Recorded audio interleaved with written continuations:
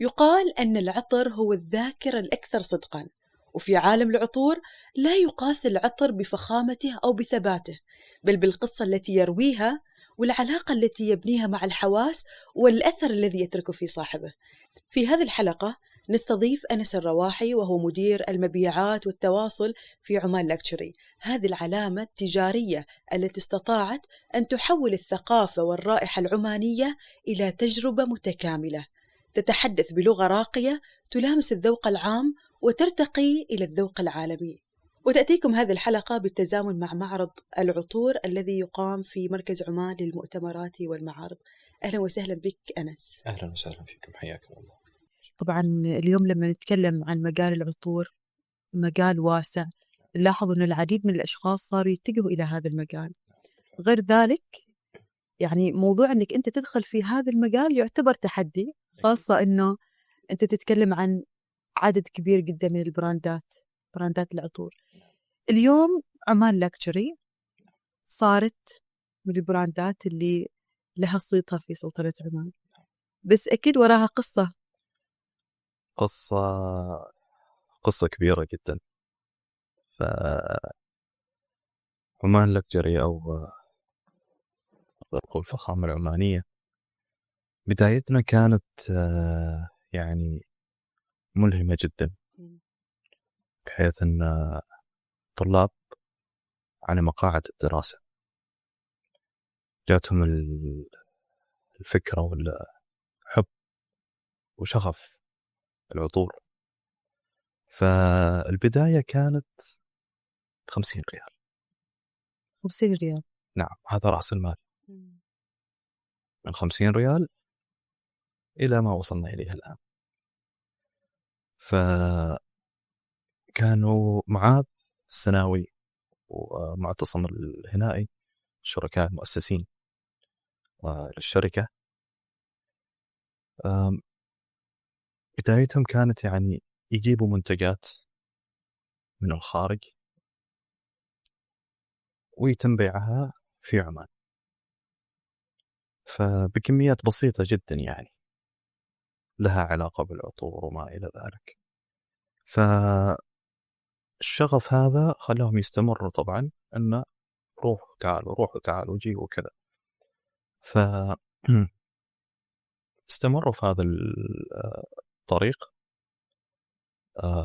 بعدها يعني بعد فترة من الزمن صار في معرض للعطور وما إلى ذلك والأزياء، أشياء كثيرة. كانت مدة المعرض يعني أتوقع حسب علمي أكثر من 2 ولا 3 أيام تقريبا. في أول 2 ساعة كل شيء خلص. واو. اللي هو يقول لك الورطة الحلوة هذه، لا أوكي حلوة، أنا خلصت كل شيء، بس بعد عندي كم يوم كيف لازم أتصرف. تصرفنا، الشباب تصرفوا وأتوا بالكميات. تم الاستمرار على هذا النهج لما خلص المعرض، وتم تجميع يعني مبلغ جميل حلو، على أساس أنه يسعفنا أن نكمل فيه، نقدر نكمل فيه، وعلى أساس أنه يمكن نسوي شيء أكبر.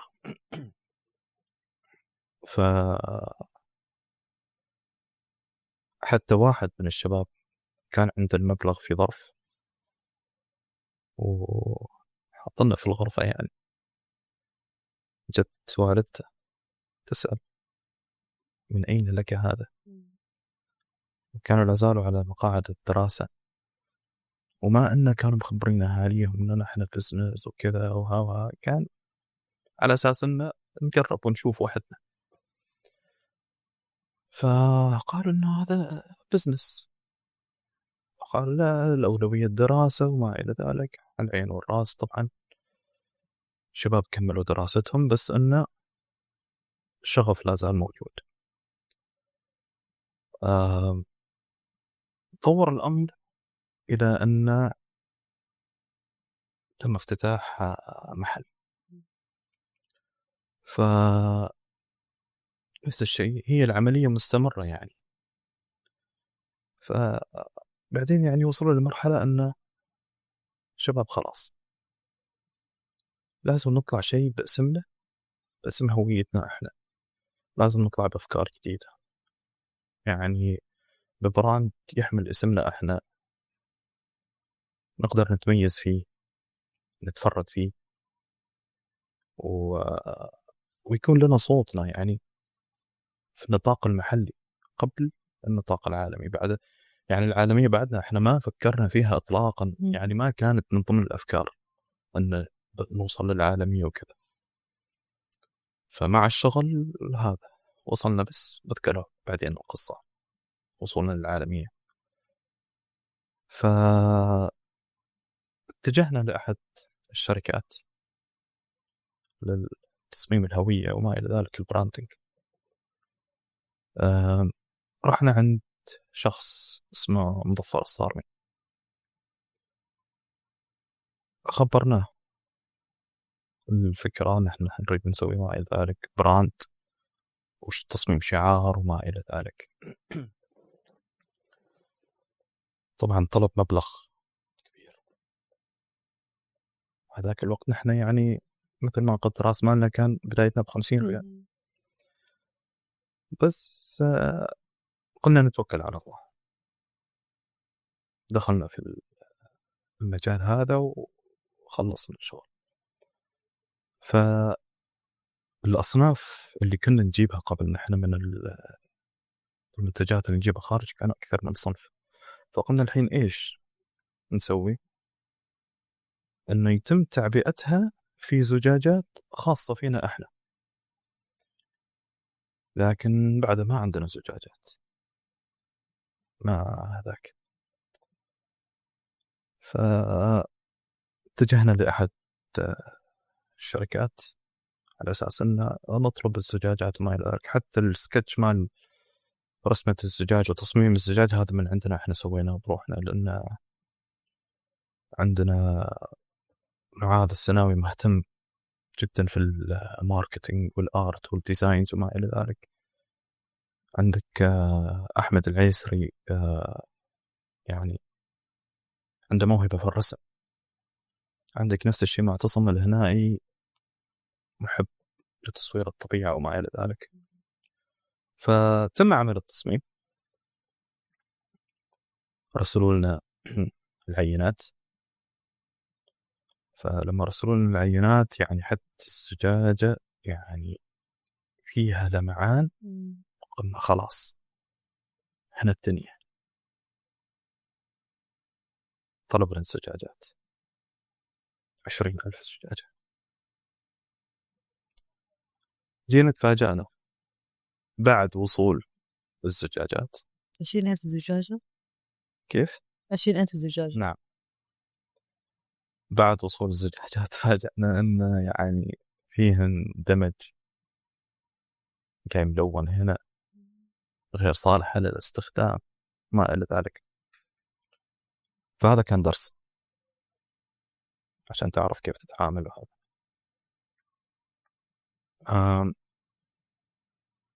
نفس الشيء بدايتنا، ترى نحن ما أننا كنا ملمين بالأمور الرسمية اللي مثلا تفتح سجل تجاري وحساب بنكي وما إلى ذلك. كانش في يدنا وندور فيه. حتى اتجهنا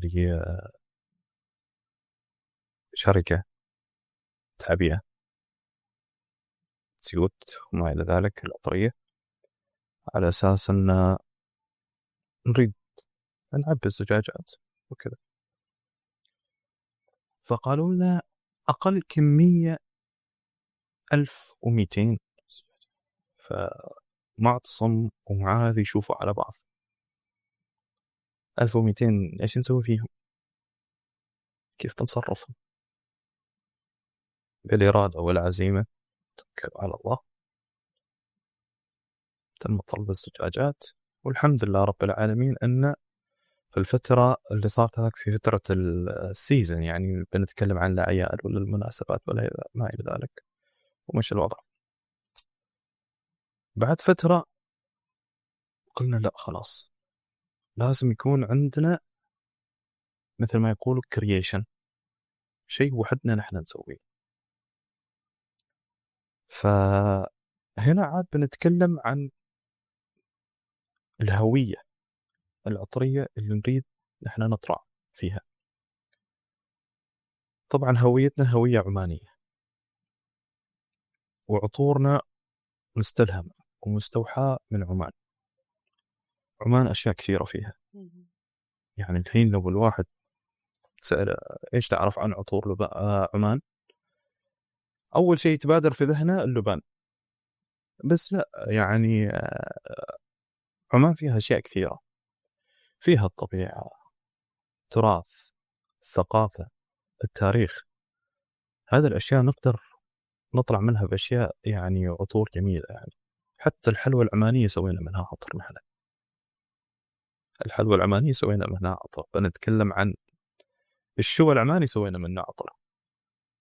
فكل عطر له قصته واستلهامه. اتجهنا إلى عطارين عالميين، والتعامل مع العطارين صعب جدا.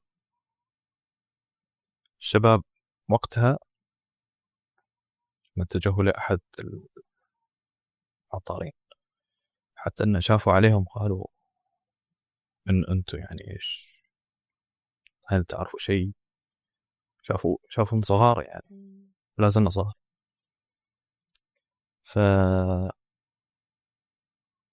على أساس أن نريد نسوي شيء جديد يعني. فكان الروايح اللي يجيبوا لهم إياها أساسا موجودة في السوق. فكان الشباب بردوا عليهم لا، هذا الريحة موجودة في السوق، نحن نعرفها كذا. فهم استغربوا هذول كيف يعرفوا؟ لا، نحن ملمين وشغوفين بهذا العالم، فأكيد راح نعرف. ف حسب ما أذكر أول عطر اللي هو تم إنتاجه اللي هو عطر رويال إنسنس، اللي هو الاسم السابق كان سمهرم. عطر رويال إنسنس من أول عطور عندنا. فعطر يعني مثل ما ذكرت سابقا أن أي واحد أي عماني يسوي له عطر ولا أي شيء اللبان يكون فيه. بس نحن هنا حبينا نغير شوية الفكرة. أساسا زيت اللبان ولا الماء مع اللبان لما تيجي تستخلصه تحطه على الزيت على الإيد، يعني يبقى معك نص ساعة بالكثير والريحة تروح. فنحن هنا حبينا نغير الفكرة. أضفنا فيه طبعا المسك والعنبر، وأضفنا فيه أهم مكون اللي هو نعتبره من المكونات الرئيسية في العطر، العسل العماني، اللي هو يعني أضاف حلاوة وسويتنس في العطر بجانب اللبان والمكونات الأخرى. فهذا العطر من أول العطور اللي تم عملها ككرييشن خاص بالفخامة العمانية. طبعا الفكرة إيش؟ نحن عندنا الفكرة، نحن عندنا الاستلهام، نحن نعرف إيش عمان فيها، نعرف إن فيها بحار، جبال، طبيعة، تراث، ثقافة، تاريخ. فبناء على ذلك نحن نبني اللي هو العطر. فتعاملنا مع العطار يعني يجي من عندنا احنا قبل ان نحن نتكلم عن الشيء اللي نبغاه. فالعطار يكون يعني مثل الشيف، يحط هذا يشيل هذا، يحط هذا يشيل هذا، بعدين تطلع النتيجة. والريحة يعني تقريبا تكون مطابقة للشيء اللي راح نتكلم عنه. فمثلا أحد العطور اللي استلهمناه واستوحناه من الحلوى العمانية، يعني نحن نعرف أن هذا شيء عماني. الحلوى العمانية إيش طعمها؟ فيها هيل، ماي ورد، زعفران.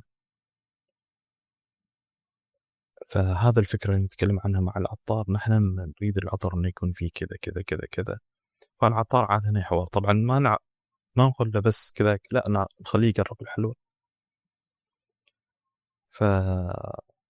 أذكر بعد العطر هذا اللي هو مع الحلوى العماني اسمه بارامور، في سنة 2017 حصلنا على جائزة أفضل عطر في الشرق الأوسط، كانت الجائزة في دبي. تمام. فمن العطور العزيزة علينا مثل ما يقولوا. نفس الشيء عندنا عطر اللي هو مستلهم ومستوحى من المجالس العمانية. تعرف المجالس العمانية الأولية لما تيجي تدخل الأرضية تكون سعف على بخور على فوالة فواكه وما إلى ذلك، فالريحة تاخذك لعبق الماضي شوي وتذكرك بالماضي. الحمد لله رب العالمين، يعني عندنا كريشن وعطور وصلنا بهم إلى العالمية، والحين نمتلك 15 نوع من العطور بتصميم خاص والتفرد فيه والفخامة العمان لكجري. فالحمد لله رب العالمين. جميل. يعني نتكلم عن 50 ريال كبداية. نعم. وشباب. نعم. لا زال في مقاعد الدراسة. نعم. ما في خبرة في المجال. بالضبط. نقدر نقول اليوم أن الموضوع كان يستحق المجازفة فعلا. أكيد، لأن إذا الواحد ما يجازف ما راح يوصل. جازف، جرب، حق عمرك في البحر واسبح. فهذا اللي صار. وفي شيء بعد حاب أذكره، أن نحن بس كنا ترى في النطاق المحلي، كنا في عمان فقط. خرجنا برا عمان بمشاركة في أول معرض خارج عمان، كان في أحد الدول الأوروبية. فالمشاركة هناك يعني ما كانت سهلة عشان التسجيل وما إلى ذلك، حتى أن التسجيل يكون تقريبا قبل فترة على أساس أنهم هم يجربوا العطور، يعملوا اختبارات وتحاليل على هل هذا العطور مؤهلة أنها تكون في المعرض ولا لا. والحمد لله رب العالمين اكتسنا هذه المرحلة وشاركنا. كانوا على أساس أتذكر أنهم يروحوا اللي هم الثلاثة، معتصم وأحمد ومعاذ، بس واحد من الشباب مرض تلك الفترة، فكان تحدي نوعا ما شوية أن نشوف حد غيره وما إلى ذلك وكذا، لكن مش الموضوع الحمد لله رب العالمين سهلت الأمور. خروجنا للعالمية يعني كان شيء غير متوقع، بس أن الإقبال والإعجاب اللي أبدوه الزوار في المعارض اللي تم المشاركة فيها يعني خلانا نوصل لمراحل كبيرة جدا. يعني حتى أن بدايتنا كانت حسب ما أذكر أنه محل براند، هذا البراند متواجد في أكثر من دولة، نتكلم عن فرنسا إيطاليا وما إلى ذلك، فعطورنا وصلت هناك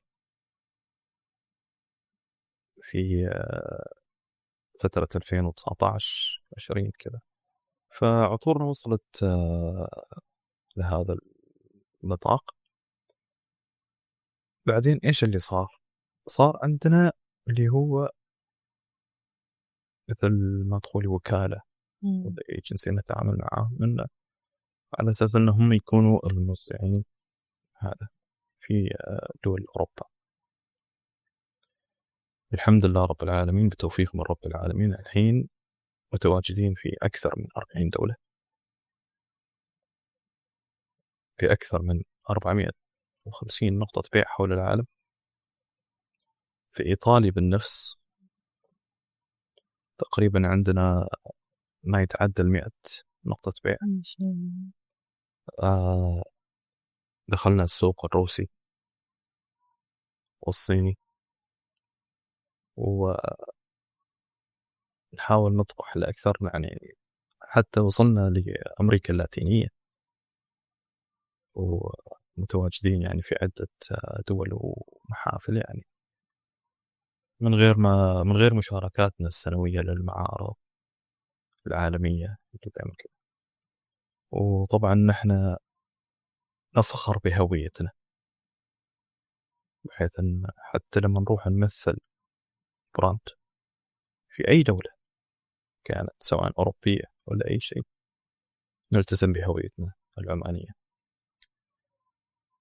احنا رسالتنا أن الفيجن مالنا، ولا أقدر أقول أن نوصل اسم عمان للعالمية.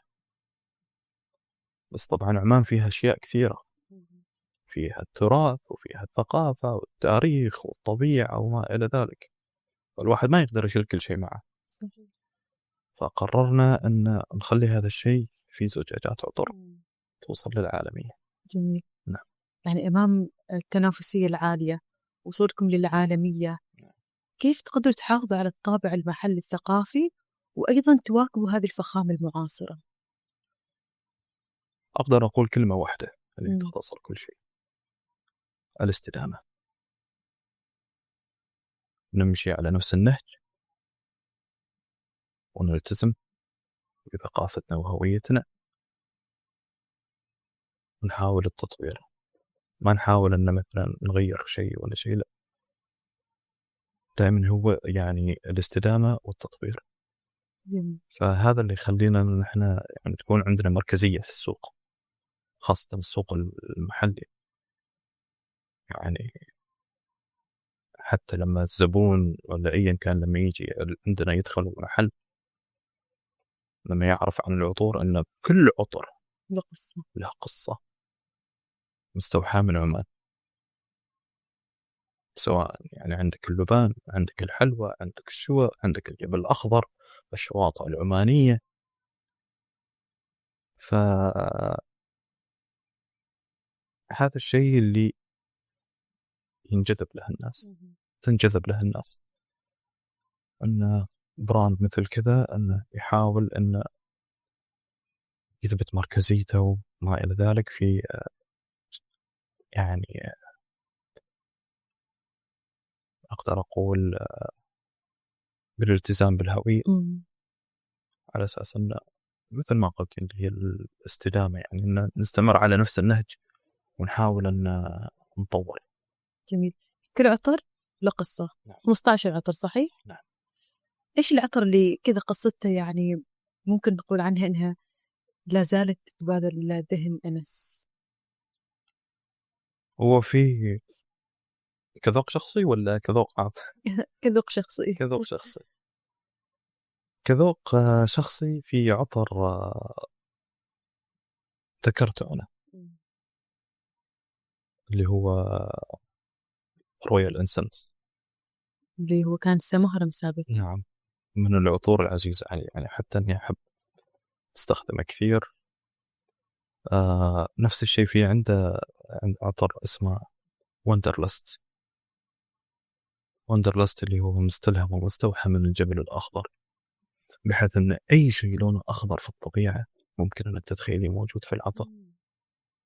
يعني بنتكلم عن أوراق الشاي، بنتكلم عن الأعشاب، قشر الليمون، ما إلى ذلك. وفي مكون مهم جدا فيه اللي هو التين، يعني اللي يخلي العطر حاجة غريبة. يعني حتى لما الواحد يجي يشم العطر ولا شيء يحس أنه جالس يشم ريحة الطبيعة، كأنها ريحة يعني تعرف المزارع بعد الأمطار تمشي بين الزرع، ريحة المطر. أيوة.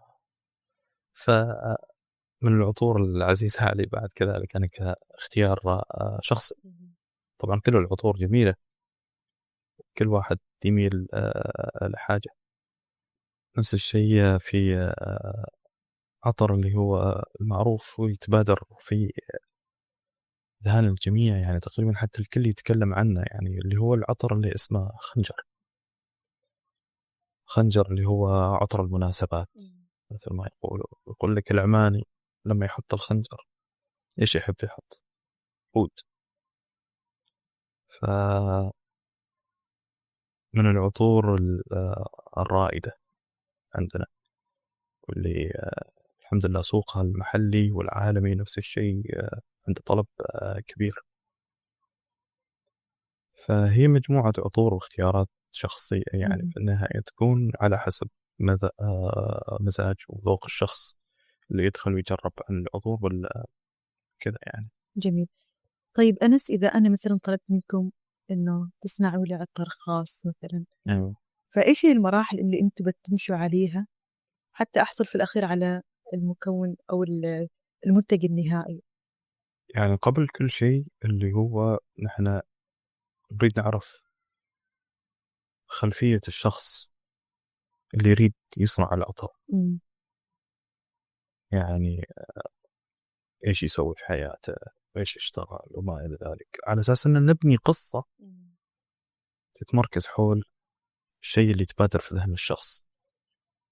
بنسأل عن يعني مش المكونات بس، يعني بجانب المكونات الروائح اللي الشخص يحبها، يعني ليش تحب تشم وما إلى ذلك. ف يعني بالحوار طبعا نقدر نطلع بنتيجة أن يكون لك عطرك الخاص. جميل. أيوة. خلينا أيضا نتكلم عن العملاء. نعم. كيف تبنوا علاقة حسية بين العملاء وبين أيضا أنهم يقربوا العطر ويبقى في ذهنهم؟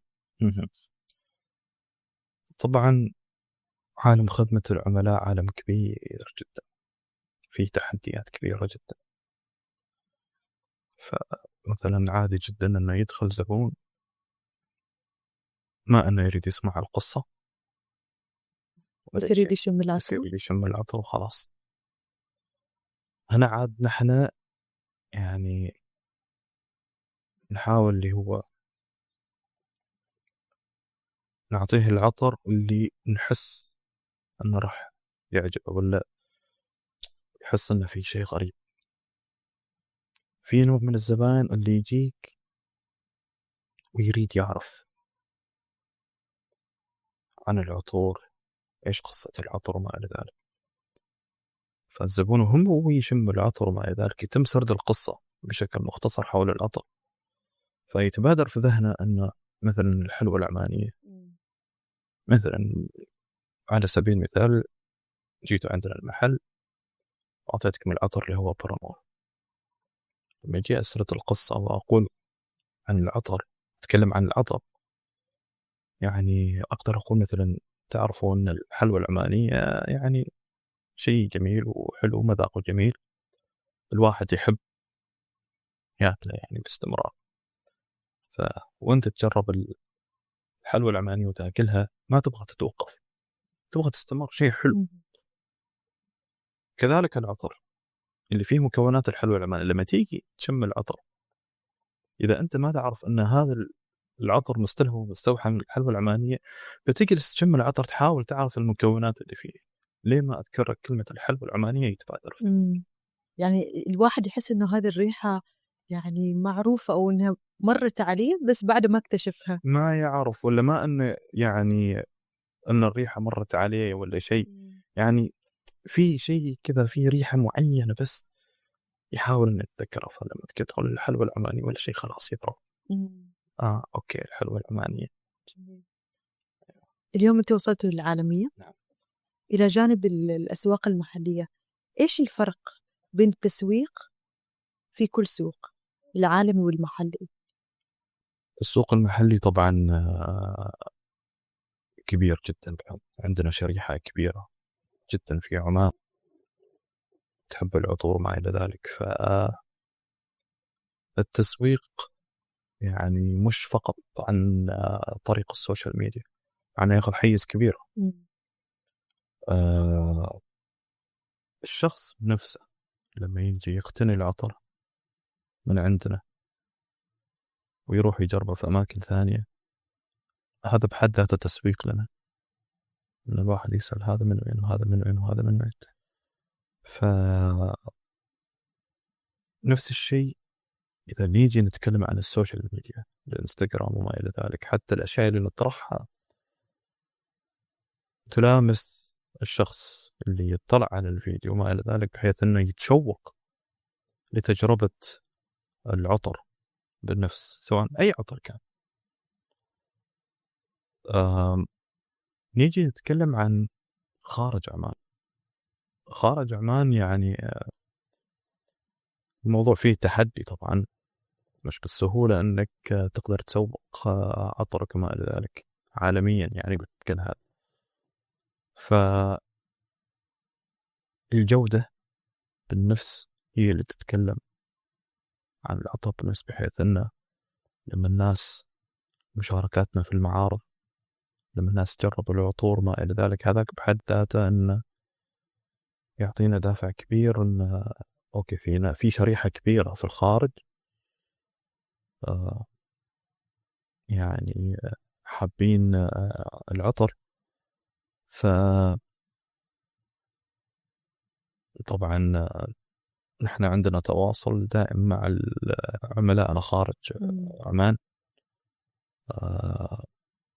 يعني حتى اللي من برا عمان يجي ياخذ من عمان ما يعني عن طريق الموقع.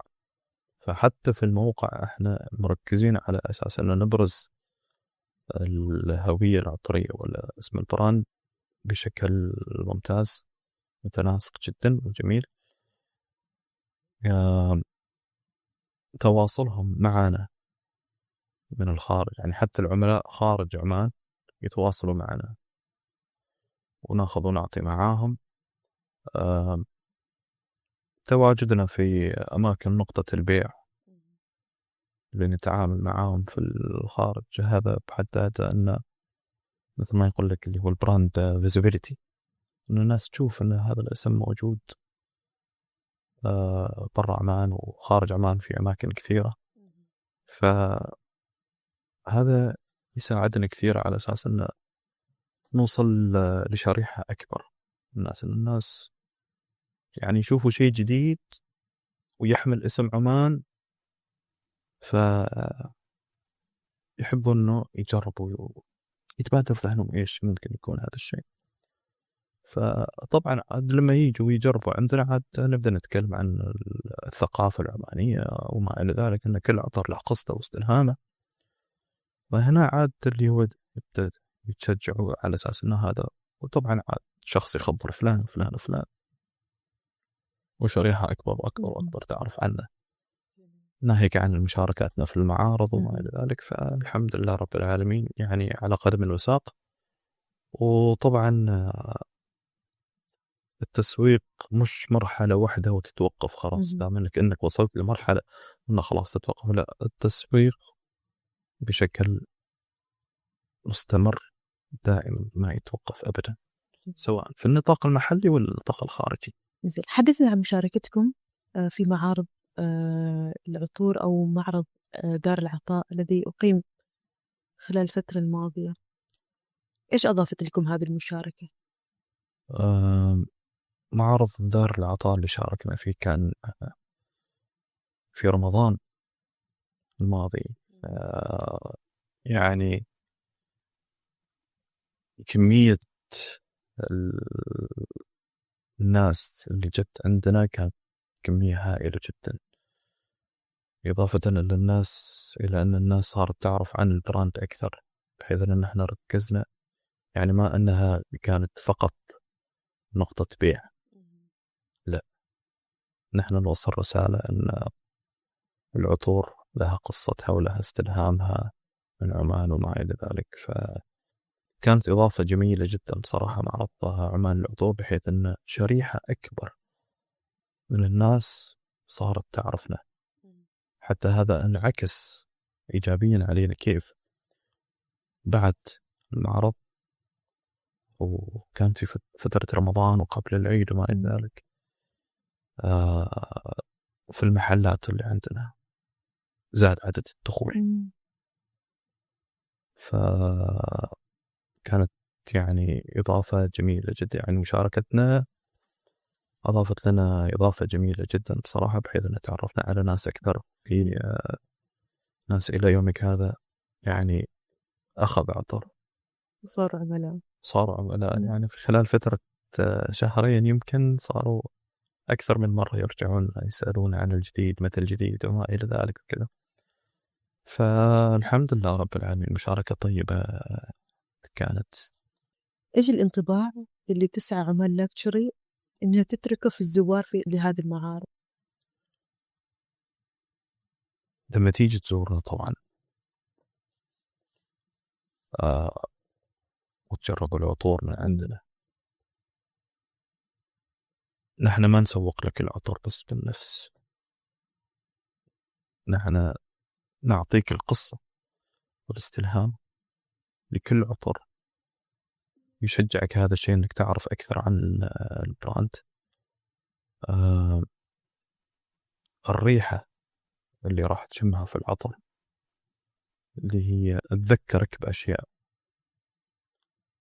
اللي تخليك ترجع لنا بعدين انك تجرب اشياء اخرى. على سبيل المثال، واحد يعني مثلا لما يجي يشم ريحة لما يكون في البحر، طالع البحر ولا شيء، فهو شخص يعني مرتبط فكريا بحب البحر وما إلى ذلك، فبيجي بيجرب عطر من عندنا اللي هو موجود،